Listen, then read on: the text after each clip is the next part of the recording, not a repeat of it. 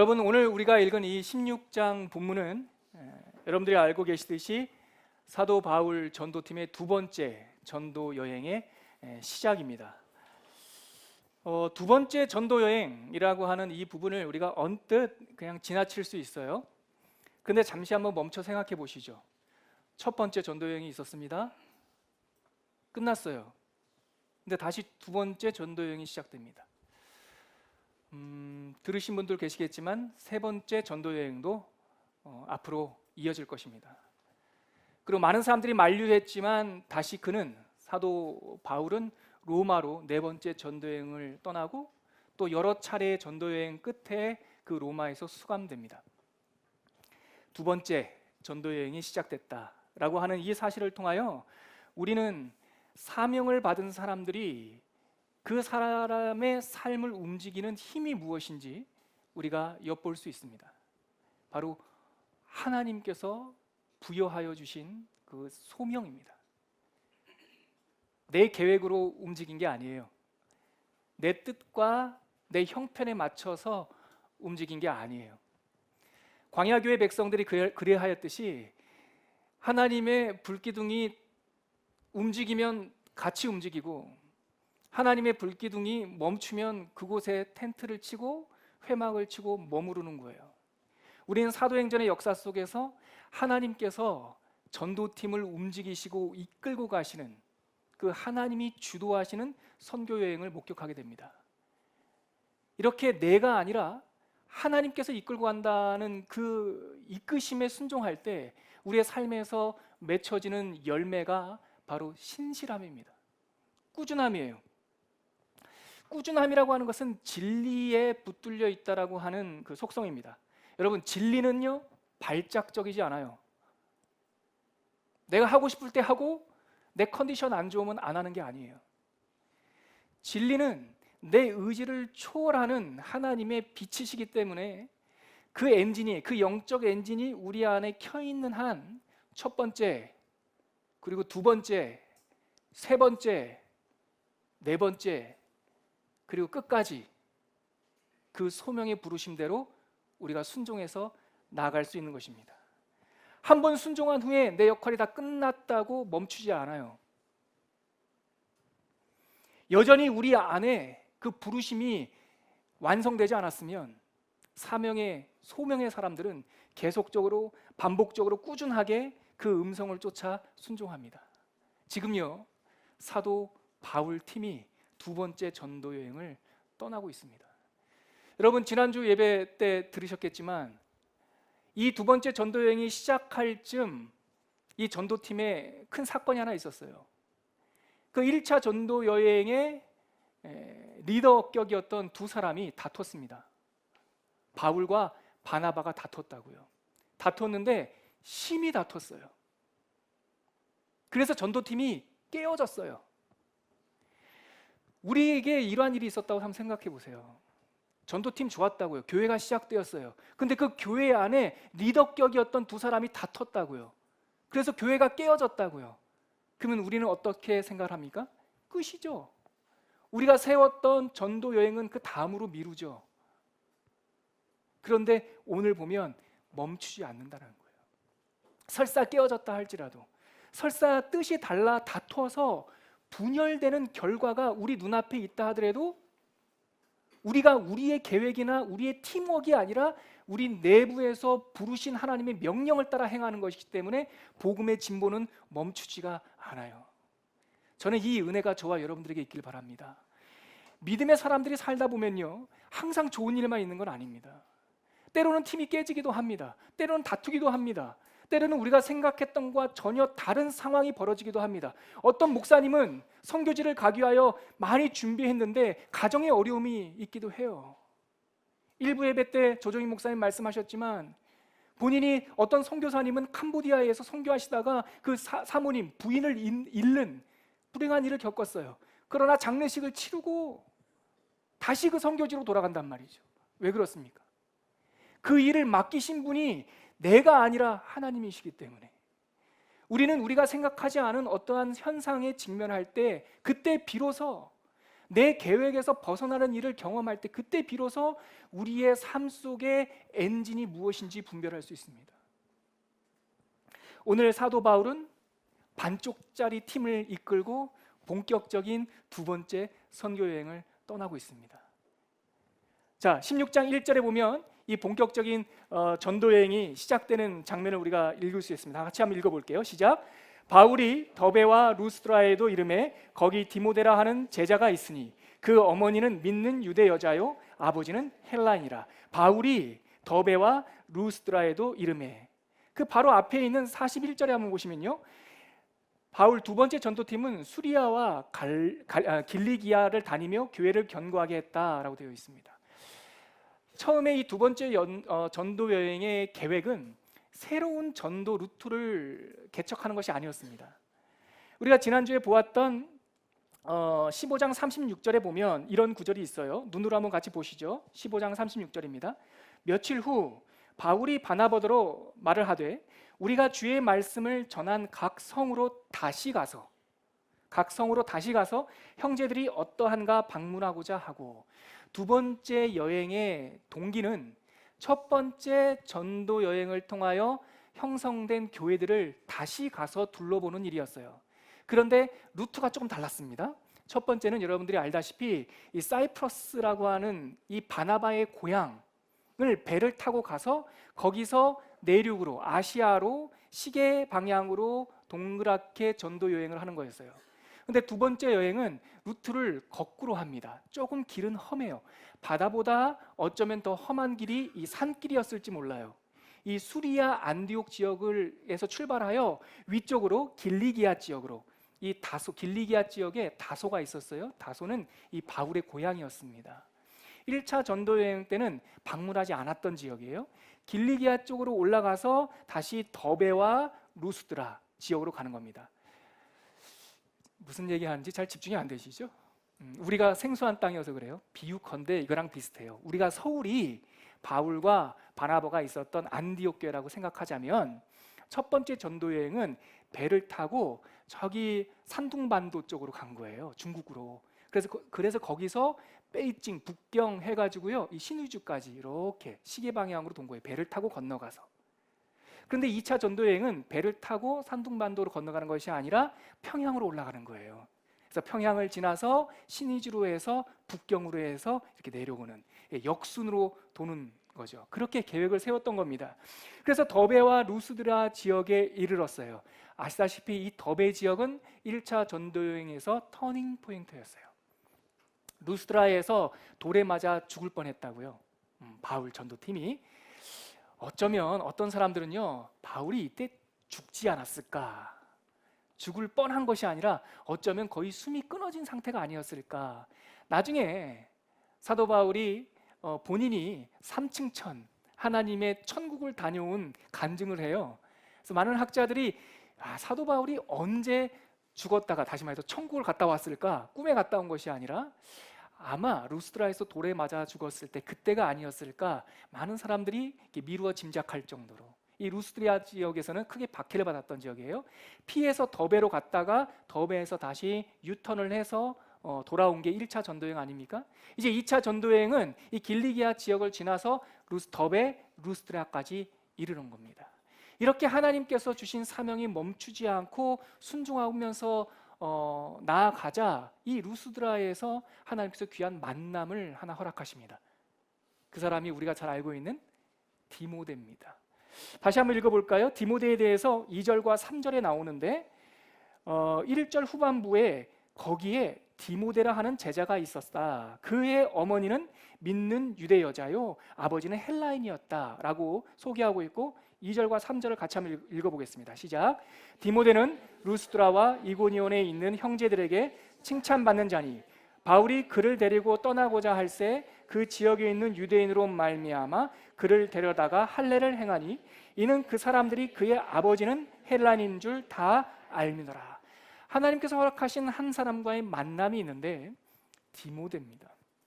근데 이 사람에 대해서 성경 사도행전 16장은 조금 더 길게 묘사합니다. 사실 사도행전 전체에서 누가도 만나고 디도도 만나고 바나바도 만납니다.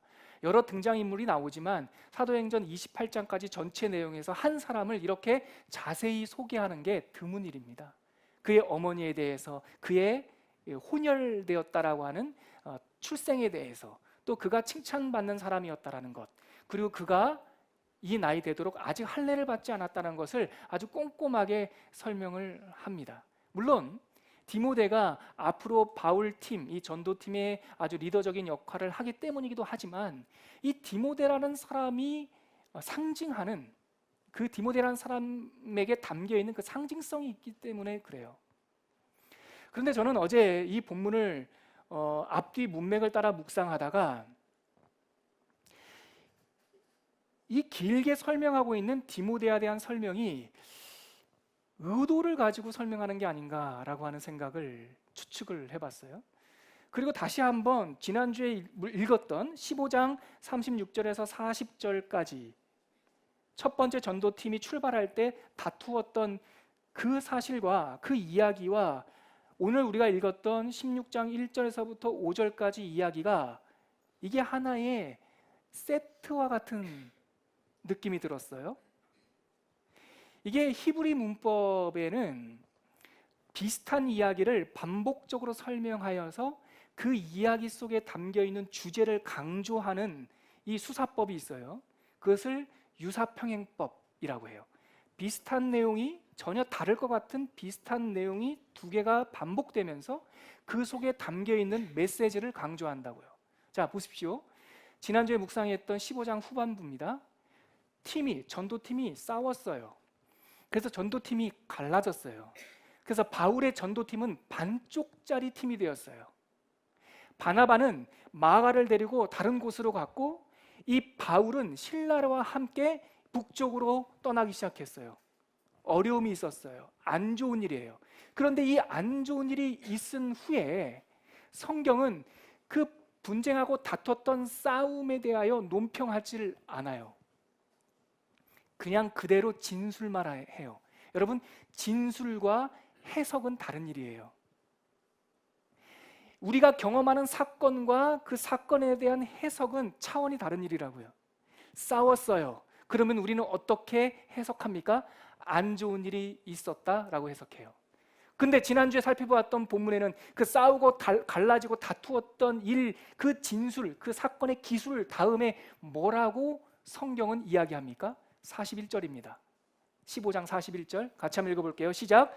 수리아와 길리기아로 다니며 교회들을 견고하게 하니라. 성경은, 여러분 이 부분에 주목하십시오. 성경은 바울과 바나바의 다툼을 평가하지 않는다라고요. 우리는 누가 다투면 안 좋은 일, 나쁜 일, 연약한 일, 반쪽짜리라고 평가하기 좋아하지만 성경은 그냥 다퉜어. 여러분이 이 뉘앙스를 느껴보세요. 그냥 다퉜다고.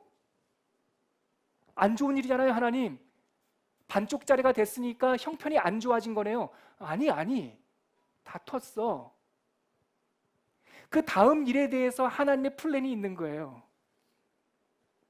하나님께서는 이 세상에서 벌어진 그 사건에 대해서 사건에 하나님의 뜻이 귀속되지를 않아요. 우린 다툰 일이라면 안 좋은 일 결론이 그냥 나오지만 하나님은 그냥 다퉜다는 거예요. 자, 오늘 본문 다시 와보시죠. 디모데는 어떤 사람입니까? 혼혈이에요. 반쪽짜리 유대인이에요. 엄마는 유대인인데 아빠는 헬라인이에요.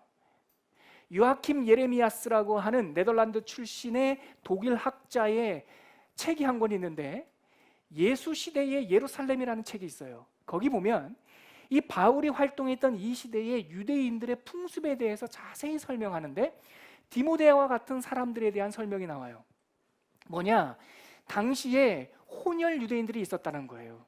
이 사람들은 하나님을 경외하는 사람으로, 경건한 사람으로 인정을 했지만, 경건한 사람으로 인정하여 하나님의 그 율법에 대한 의무는 동일하게 부여했지만 권리는 반쪽이에요. 당시 혼혈 유대인 아니면 헬라니였다가 다시 유대교를 따르는 사람들, 이런 사람들은 반쪽짜리 유대인이었다고요. 그러니까 오늘 만나는 디모데는 반쪽이에요. 반쪽짜리 팀에 반쪽짜리 유대인이 합류한 거예요. 그래서 그에게 할례도 받게 하고 그를 하나님의 사역의 동역자로 하나님께서 편입시켜 주셔요. 그런데 이 반쪽짜리 사람이 합류한 이 사건을 성경은 어떻게 해석합니까? 달리 해석하지 않아요. 그냥 5절 말씀에 그 다음 하나님의 이야기를 그냥 말씀하세요. 5절 말씀 같이 한번 읽어볼까요? 16장 5절입니다. 시작. 이에 여러 교회가 믿음이 더 굳건하여지고 수가 날마다 늘어가니라.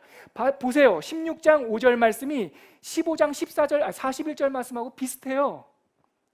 싸웠는데 교회의 수는 교회는 더 견고해졌어요. 반쪽짜리 팀이 되었는데 교회는 더 견고해졌다고요. 이 반쪽짜리 팀에 반쪽짜리 유대인이 합류했는데 그에게 교회가 믿음이 더욱 굳건해지고 그 수가 날마다 늘어났어요.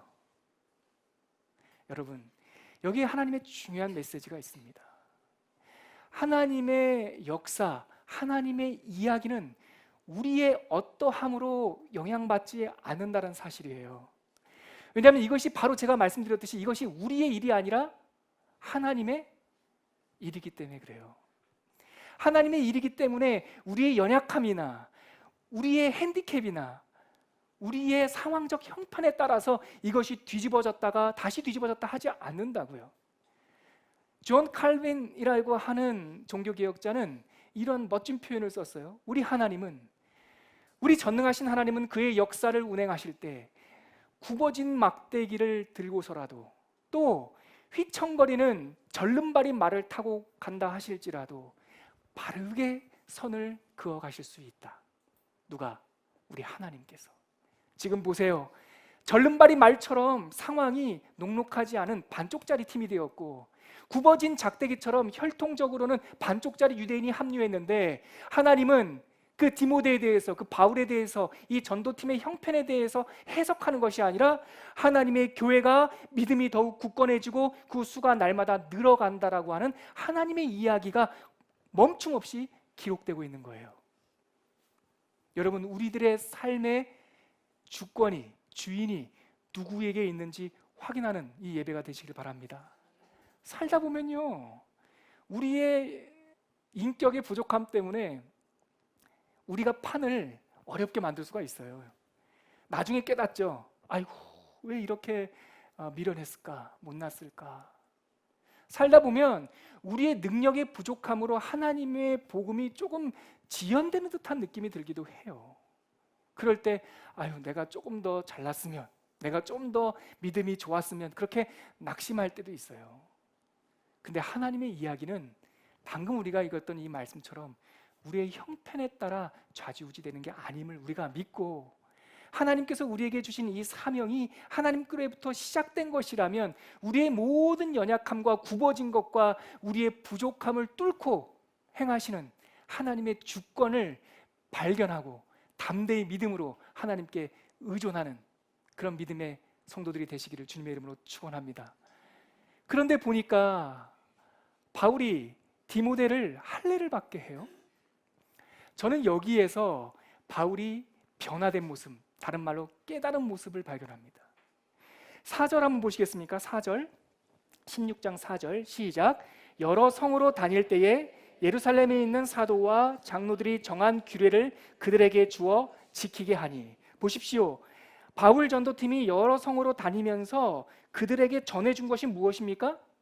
지지난주에 우리가 살펴보았던 예루살렘 공회의에서 결정된 결정문이에요.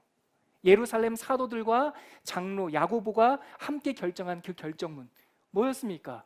이방인들에게 유대의 율법을 강제하면 안 된다, 그거였잖아요. 그 율법의 강제성을 상징하는 게 어떤 행위였죠? 할례 받는 행위였어요.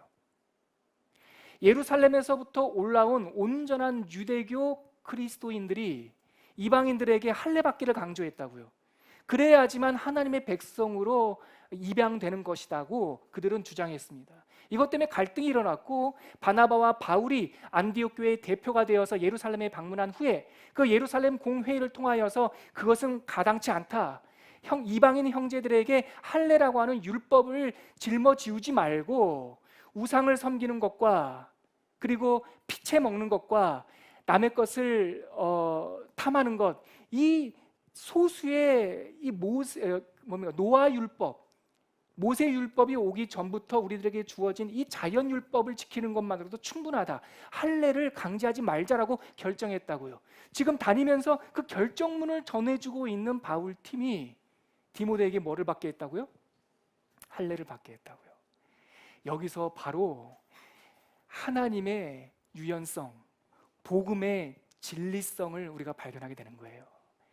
방금 우리가 살펴보았듯이 우리의 형편에 따라서 하나님의 복음이 막히지 않는 것처럼, 하나님의 복음이 우리 형편의 변수가 아닌 것처럼, 복음도 할례를 받건 할례를 받지 않건 변수가 아니라는 거예요. 그런데 왜 할례를 받지 않아도 된다라고 하는 결정문을 주었습니까? 유대인들이 할례에 묶여 있으니까 그 묶임에서 풀어준 거예요. 그런데 디모데에게 왜 할례를 주었습니까? 디모데는 여러분들이 앞으로 아시겠지만 유대인들을 대상으로 에베소에서 복음을 전하는 리더가 됩니다. 하나님께서 디모데에게 주신 사명은 유대인들을 회심시키기 위한 거예요. 그들을 위하여 유대인들에게는 유대인이 되고 이방인들에게는 이방인이 되고, 율법이 있는 자에게는 율법이 있는 자처럼, 율법이 없는 자에게는 율법 없는 자에게처럼. 왜 그래요? 이런 상황과 조건과 우리의 전통이 복음을 변질시키거나 움직일 수 없기 때문에, 저는 여기서 바울이 복음의 진리성, 복음의 절대성을 깨달았다라고 봐요. 여러분, 참다운 진리를 만나서 중생한 그리스도인들은 이러한 유연성이 생깁니다. 진짜 진리를 만났기 때문에 사소한 윤리적인 그리고 그 사람의 결함에 대해서 우리가 묶이지 않습니다. 더 중요한 건 뭡니까? 하나님의 복음이 전파된다라고 하는 이 사실이에요. 여러분, 우리 한번 구절 한번 찾아볼까요? 빌립보서 1장 20절과 21절인데 여기에 이 복음의 유연성에 대한 사도 바울의 아주 정확한 진술이 나옵니다. 우리 신약성경 빌립보서 1장 20절과 21절입니다. 같이 한번 읽어볼게요. 시작. 나의 간절한 기대와 소망을 따라 아무 일에든지 부끄러워하지 아니하고 지금도 전과 같이 온전히 담대하여 살든지 죽든지 내 몸에서 그리스도가 존귀하게 되게 하려 하나니, 이는 내가 사는 것이 그리스도니 죽는 것도 유익함이라. 지금 사도 바울이 뭐라고 말합니까? 자기의 죽음조차, 자기의 목숨조차 하나님의 교회와 그 복음, 생명, 영원한 영생을 주시는 그 복음을 전하는데 변수가 되지 않는다라고 말하고 있는 거예요. 지금 이 차원까지 이른 거예요. 싸우고 다투고 혼혈이냐 족보가 좋냐 많이 배웠냐가 아니라 그 정도의 수준을 완전히 뛰어넘어서, 심지어는 이 빌립보서를 썼을 당시는 언제입니까? 사도 바울이 로마 감옥에 갇혀 있을 때예요. 어쩌면 총독이 아니면 그 지역 관청 그 수장이 사형하면 내일 사형 집행이 될 수 있는 그 절대절명의 상황이에요. 근데 이 상황 속에서도 바울이 뭐라고 얘기합니까? 나는 살든지 죽든지 개의치 않는다라는 거예요. 왜냐하면 내가 사는 것이 아니라 그리스도께서 사시는 거기 때문에 2단계까지 나아간 거예요. 복음의 유연성, 진리를 발견하고 영생을 발견한 사람이 생명에 묶이는 것조차 초월하는 믿음의 자유를 지금 경험하고 있는 거예요. 근데 그 앞구절을 보면 더 우리가 생명의 가부까지 나가면 너무 우리하고는 너무 먼 이야기처럼 느껴지잖아요. 그 앞에 17절과 18절에 보면 우리한테 적용이 될 만한 또 구체적인 내용이 나옵니다. 같이 한번 읽어볼까요? 빌립보서 1장 17절과 18절입니다. 시작. 그들은 나의 매임에 괴로움을 더하게 할 줄로 생각하여 순수하지 못하게 다툼으로 그리스도를 전파하느니라. 그러면 무엇이냐? 거칠애로 하나 참으로 하나 무슨 방도로 하든지 전파되는 것은 그리스도니 이로써 나는 기뻐하고 또한 기뻐하리라. 여러분, 이거 설명이 좀 필요합니다. 지금 사도 바울이 17절에 말합니다. 그들은 나의 매임에 괴로움을 더하게 할 줄로 생각하여 순수하지 못한 마음으로 다툼으로 그리스도를 전파한다는 거예요. 이 말이 뭐냐면 바울이 로마에서 복음을 전하다가 감옥에 갇혔어요. 지금 그랬더니 바울을 반대하던 사람들이 그 감옥에 갇혀 있는 바울의 마음을 더 부담스럽게 하고, 이런 표현이 어떨까요? 약 올리려고 순수하지 못하는 마음으로 더 열심히 경쟁적으로 복음을 전하고 있다는 거예요. 예전 같으면 바울이 아주 논리적으로 날카롭게 그들을 비판할 수 있습니다. 갈라디아서, 초기 서신서라고 할 수 있는 갈라디아서에 보면, 갈라디아서 2장에 보면 사도 바울은 베드로까지 아주 대면하여서 책망합니다. 당신 베드로, 내가 당신에게 책망할 것이 있다라고 초기 서신인 갈라디아서는 얘기합니다. 당신이 예전에 예루살렘에서 안디옥교를 방문할 때 이방인 성도들과 함께 식탁의 교제를 갖지 않았습니까? 그러나 당신이 부끄러운 짓을 했습니다. 예루살렘에서 유대인 그리스도인들이 왔다는 소식을 들으니까 당신이 그 집의 뒷구멍으로 뒷문으로 도망쳤습니다. 내가 당신을 책망합니다. 이렇게 아주 날카롭게, 틀린 말은 아니죠, 날카롭게 지적하고 구분하고 판단하던 사람이었어요. 근데 빌립보서에 가서 뭐랍니까? 노년에 쓴, 느지막히 쓴 이 옥중서신에서 뭐랍니까?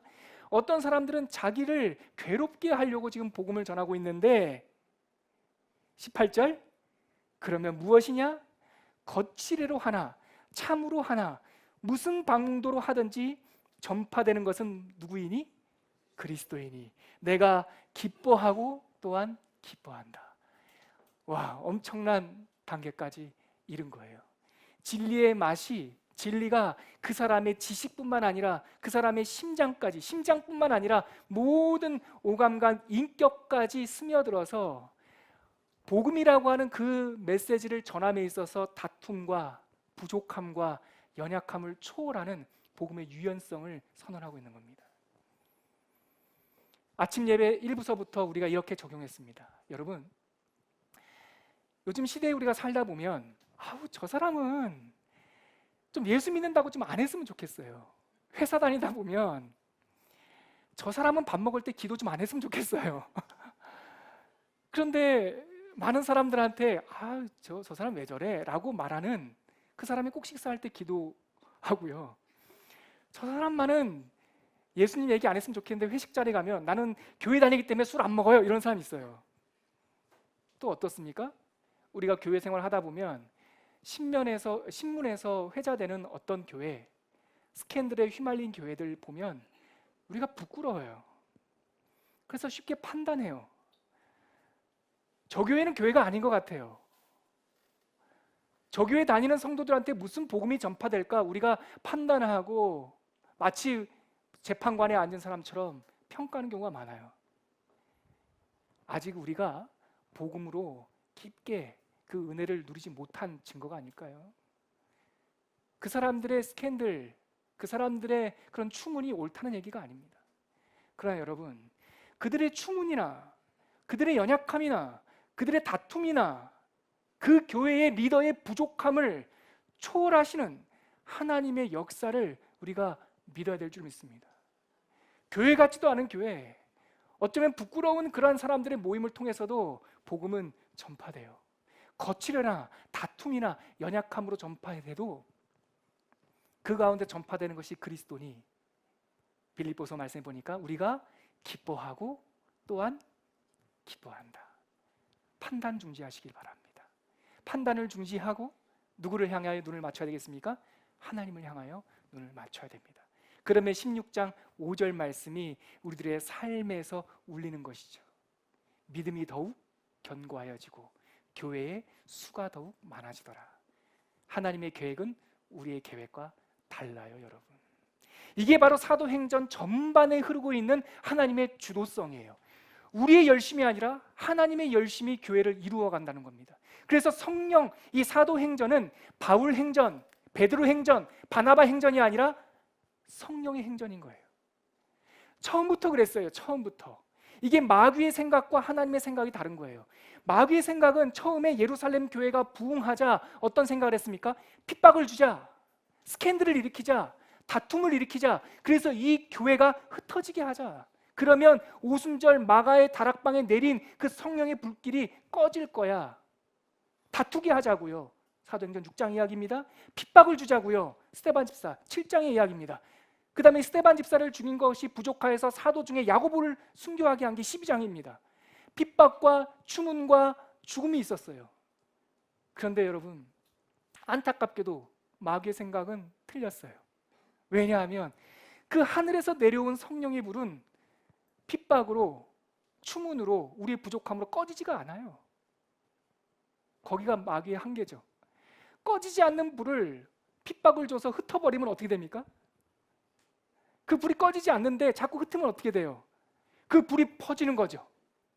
들불로, 산불로 퍼지게 되는 거죠. 지금 그러한 일인 겁니다. 다퉜어요. 교회가, 선교팀이 깨졌어요. 한 팀은 유럽으로, 한 팀은 아시아로. 지금 하나님의 불길이, 꺼지지 않는 불길이 흩어지고 있는 것이죠. 여러분, 우리 안에 하나님의 성령의 불길이 꺼지지 않기를 기도하시길 바랍니다. 좋은 소문이 들리는 것은 두 번째 문제예요. 좋은 리더가 나오는 것도 두 번째 문제예요. 교회가 칭찬을 받고 교회가 좋은 소식들을 전하는 것도 두 번째 문제라고요. 가장 중요한 것은 이 대한민국 교회에, 대한민국 성도들에게 하나님의 성령의 불이 있느냐. 그 성령의 불이 우리 안에 있으면 하나님께서 어떤 모양으로 이 시대에 역사하시더라도 그 불길은 꺼지지 않기 때문에 서울에서 부산으로, 서울에서 평양으로, 서울에서 중국으로, 몽골로, 이슬람권으로 복음이 전파될 줄 믿습니다. 지금 그렇게 전파된 복음이 이제 본격적으로 두 번째 전도 여행이 시작되고 있지 않습니까? 그것이 바로 6절과 7절입니다. 같이 한번 읽어볼게요. 시작. 성령이 아시아에서 말씀을 전하지 못하게 하시거늘 그들이 부르기아와 갈라디아 땅으로 다녀가 무시아 앞에 이르러 비두니아로 가고자 애쓰되 예수의 영이 허락하지 아니하시는지라. 여러분, 지금 이상한 이름들이 자꾸 나와요. 아시아에서 성령이 말씀을 전하지 못하게 하셨다. 그래서 부르기아라는 지명이 나오고 갈라디아라고 하는 지명이 나오고 무시아 땅이라고 하는 지명이 나옵니다. 낯선 이름이 나온다라고 하는 것은 계획이 없었다는 얘기입니다. 아까 말씀드렸지만 두 번째 전도 여행은 새로운 루트를 개척하는 것이 아니라 1차 전도 여행 때 했던 곳을 다시 방문하는 거예요. 근데 1차 전도 여행 때 가지 않았던 지역들이 나오고 있어요. 뜻밖의 여정이 열리기 시작하는 겁니다. 지금 이게 선교팀이 깨어진 것과 반쪽짜리 유대인 디모데가 이 선교팀에 들어온 것과 주제상 같은 연장선에 있어요. 그들이 계획했던 계획이 아니에요. 길이 자꾸 막혀요. 6절에 보니까 근데 이 막힌 것이 성령이 막았다라고 얘기하고 있어요. 그래서 더베와 루스드라에서 이제 해안을 따라 서쪽으로 가야 되는데 못 가게 하시니까 북쪽으로 올라가요. 북쪽으로 올라가는데도 길을 막으셨어요. 그래서 북쪽으로 올라가다 다시 무시아라고 하는 지역으로 가셨어요. 여기서 우리는 중요한 영적 원리를 하나 더 발견하게 됩니다. 연약한 사람들이 하나님의 사명의 불을 따라 이 소명의 길을 살아가다 보면 우리가 계획한 대로 안 되는 때가 찾아온다는 거예요. 그때 낙심하면 안 돼요, 여러분. 그때 그 자리에 주저앉으면 안 돼요. 하나님께서 우리가 생각했던 이 길을 막으시면 막은 게 결론이 아니라 하나님께서는 막으신 게 목적이 아니잖아요. 새로운 길을 여셨다는 말씀이에요. 여러분, 우리가 하던 길, 하나님께서 우리에게 주셨던 그 길이 막히는 것 같으면 낙심할 것이 아니라 새로운 길이 열렸다는 사인인 줄 아시고 다시 무시하러 방향을 틀으셔야 돼요. 근데 그 길이 얼마나 어렵겠냐고요. 그 길이 얼마나 막연하고 어렵고 힘든 일이겠냐고요. 하지만 하나님을 믿기 때문에, 새로운 길을 여신 하나님을 믿기 때문에 그곳으로 이동을 합니다. 뭐와 함께? 두려움과 떨림과 함께. 믿음의 백성들이 모든 일에 담대하고 걱정과 근심 없이 나가는 게 아닙니다. 때로는 두려움이 몰려와요. 때로는 막막해요. 그러나 그때 아까 제가 서두에 말씀드렸듯이 두려움과 막막함이 몰려올 때 드디어 우리의 소명을 점검해야 될 때예요. 한 번도 가보지 않은 길을 갈 때 이 길을 가게 하신 하나님의 소명을 확인해야 될 때예요. 그래서 무시하러 갔습니다. 그랬더니 8절과 9절에 보십시오. 하나님께서 메시지를 주십니다. 같이 읽겠습니다. 시작. 무시아를 지나 드로아로 내려갔는데 밤에 환상이 바울에게 보이니 마게도냐 사람 하나가 서서 그에게 청하여 이르되 마게도냐로 건너와서 우리를 도우라 하거늘. 무시아를 지나 드로아까지 갔었어요. 해변 도시까지 갔어요. 서쪽 끝 해변입니다. 소아시아 지역에. 거기 갔더니 바울에게 하나님께서 환상, 비전을 보여주시는 거예요. 그 드로아 건너편에 있는 마케도니아 지역, 유럽 지역으로 건너오라는 얘기예요. 그래서 그곳에서 도와달라, 복음을 전해달라 하는 하나님의 환상과 메시지가 우리들에게, 이 사도 바울 팀에게 전해진 거예요. 여러분, 믿음을 따라 살아가다 보면 아까도 말씀드렸듯이 길이 막히는 경우가 있고, 길이 막히는 가운데서 하나님과의 기도와 하나님의 메시지를 쫓아 멈추지 않고 계속 순종하다 가다 보면 이 드로아와 같은 막다른 길에 설 때가 있어요. 이때 많은 사람들은 좌절해요. 하나님 쫓아서 길을 막으셔서 이제 이 길까지 왔는데 우리 앞에 큰 바다가 가로막고 있습니다. 이제 더 이상 어디로 갑니까? 서편의 끝까지 왔습니다. 그때 하나님께서 우리들에게 이 사도 바울 팀에게 주셨던 건너오라, 저편으로 건너가라 라고 하는 환상과 메시지를 주실 때가 있다라는 사실입니다. 많은 믿음의 선배들이 이렇게 미지의 해협을 건너뛰는 영적 도약을 실천하는 이러한 순간들을 맞이한다는 것을 많은 자서전과 믿음의 선배들의 이야기를 통해 우리가 확인할 수 있습니다. 언젠가는, 저를 포함하여 여러분들도 언젠가는 드로아에 서게 될 것입니다. 저곳을 건너가라라고 하는 하나님의 명령을 듣게 되실 수도 있을 것입니다. 그것은 확신에 차서 건너갈 수 있는 그렇게 만만한 해협은 아닙니다. 그러나 하나님께서 건너가라 하실 때, 저편으로 건너가라 하실 때 하나님께서 주신 분명한 비전과 환상이라면 그 바다로 몸을 던져야 돼요. 베이직 교회가 얼마 전에 소식을 들었어요. 우리가 예배드리고 있는 이 건물이 팔렸다는 소식입니다. 물론 우리는 알고 있었어요. 이때 팔릴 거를 알고 있었던 것이 아니라 언젠가 베이직 교회는 이곳이 아니라 어느 곳으로 이동해야겠지라고 하는 막연한 생각을 갖고 있었어요. 근데 뜻밖의 느닷없이 이 건물이 매매가 됐다는 거예요. 그래서 우리는 어딘가를 가야 돼요. 그 순간 교회 목회자들이 그 뜻을 하나님의 뜻으로 받아들였어요. 그리하여 그 해협을 건너기로 작정했어요. 근데 참 재밌게도 우리 교회 목회자들과 성도님들 가운데 불안이 없어요. 계획이 있습니까? 계획도 없어요. 걱정은 되십니까? 걱정은 잘 안 돼요. 그런데 뭘 하죠? 우리는 기도를 해요. 작정하여 40일 동안 기도하기로 했던 목사님도 계시고 금식하는 성도님들도 계시고, 그것은 슬픔과 결의에 찬 것이 아니라 뭐를 분별하기 위한? 하나님의 뜻을 분별하기 위한 신앙의 행위예요.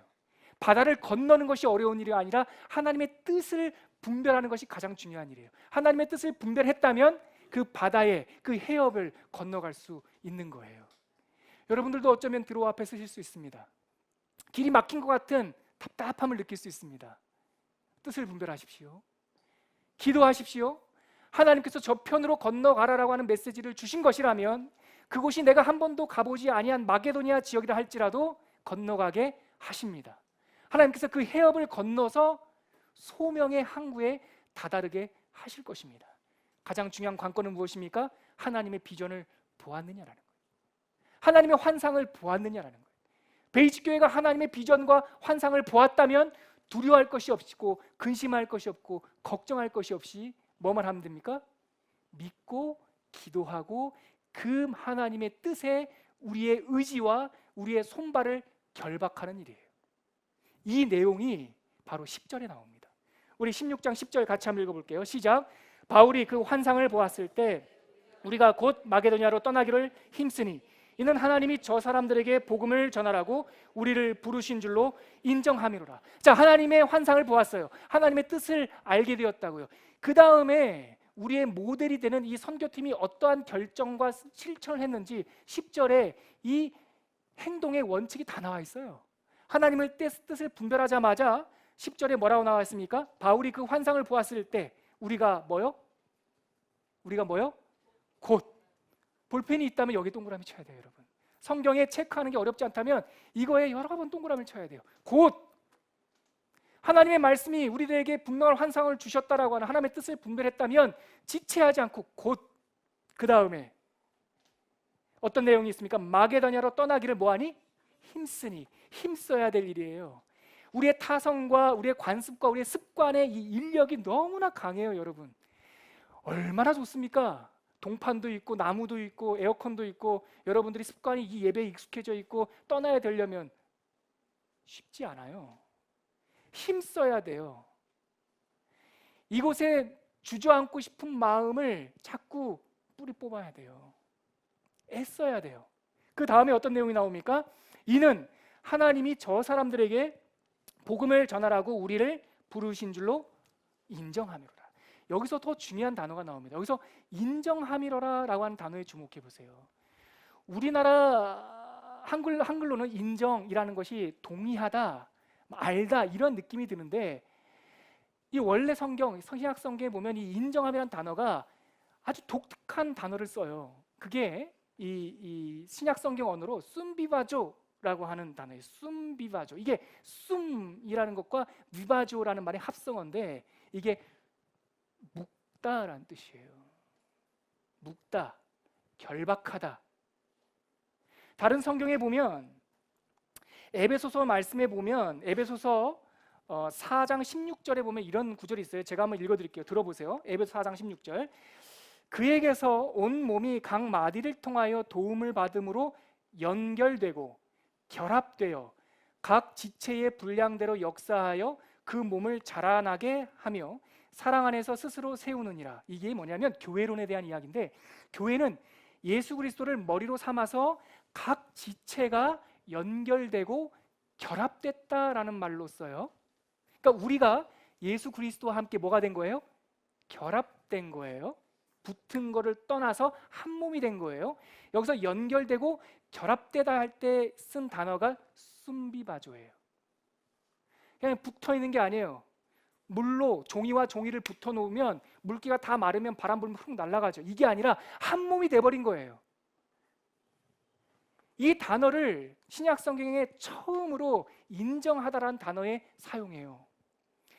바울 선교팀에 하나님의 비전이 보였다고요. 그 비전은 바울이 한 번도 생각해 보지 않은 낯선 땅으로 건너가라는 말씀이었어요. 분명한 환상이 보였어요. 건너가야 돼요. 근데 쉽지 않아요. 그랬을 때 이 선교팀이 어떠한 결단과 어떠한 결심이 이루어졌다고요? 그 하나님의 분명한 비전에 자기들을 결합시켜버린 거예요. 결박시켜버린 거예요.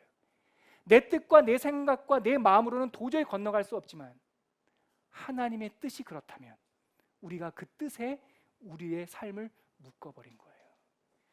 여러분, 여기에 그리스도인들이 살아가야 될 영적 에너지가 있는 겁니다. 믿음은 우리가 하나님께 동의하는 것이 아니에요. 믿음은 순비바조예요. 하나님께 우리의 삶을 결박시키는 거예요. 결박시키고 그 미지의 바다에 몸을 던지는 일이에요. 살아가다 보면 하나님의 뜻은 분명한데 우리가 그렇게 살지 못할 것 같은 그런 시험과 어려움을 경험할 때가 있어요. 여러분들에게 이 순비바조의 은혜가 있기를 원합니다. 하나님의 뜻에 여러분들의 현실과 여러분들의 삶을 묶으세요. 그리고 그 미지의 바다에 몸을 던지세요. 그럼 하나님께서 그 바다 건너편 마게도냐 땅으로 우리를 인도하여 그곳에서 이미 예비하고 있는 루디아를, 빌립보 교회를 수많은 사람들에게 복음을 전하기 위하여 예비하신 사람들을 만나게 하실 줄 믿습니다. 믿음은 바라는 것들의 실상이요 보이지 않는 것들의 증거니 선진들이 이 믿음으로써 증거를 얻었느니라. 이 믿음이 여러분들의 있기를 바랍니다. 기도하겠습니다. 하나님 아버지, 은혜를 감사합니다. 오늘 사도행전 16장 말씀을 통하여서 하나님은 우리의 연약함을 넘어서서 하나님의 복음의 진보를 이루신다는 사실을 알게 되었고, 또한 하나님께서는 우리의 계획과 우리의 상황이 아니라 하나님의 계획을 따라 미지의 바다 앞에 세우실 때에 우리가 그 믿음을 딛고 하나님의 그 계획하신 대로 순종해야 된다는 것을 또한 알게 되었습니다. 그 순종의 순간에 우리의 형편과 우리의 상황이 넉넉히 이기지 못할 정도로 연약하다 할지라도, 우리의 상황이 만만치 않다 할지라도 그 하나님의 믿음과 환상에 우리들의 삶을 결박하여 묶어서 하나님께서 부르신 그 소명의 바다를 향하여 몸을 던지는 결단을 하게 하여 주시옵소서. 이 말씀이 우리에게 주시는 하나님의 메시지로 듣고 우리들의 삶의 현장에 적용하며 실천할 수 있는 용기와 지혜를 허락하여 주시옵소서. 예수님의 이름으로 기도합니다.